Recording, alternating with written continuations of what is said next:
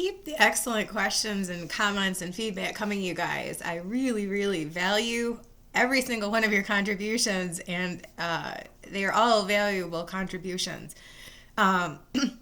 So another one of my subscribers made a comment about talking when I was doing a previous video talking about Great Tribulation being cast into regarding the letter of the Church of Thyatira, how unbelievers will be cast into except they repent, unless they repent.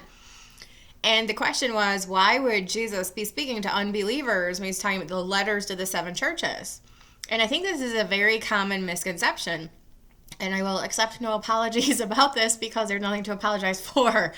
But in studying these, it's very... it's one of those things that gets clarified as you study these in great detail. Ephesus, 100% saved.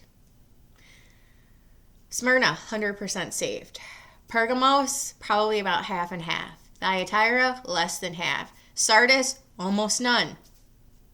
Philadelphia, all. Laodicea, 0.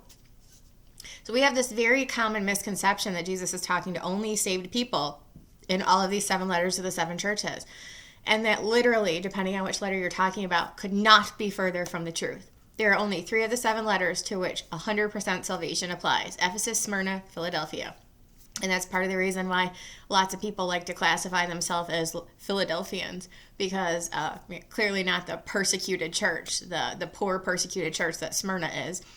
Nobody wants the rebuke, and even though Ephesus was 100% saved, they still got a rebuke, so nobody wants to be seen as imperfect.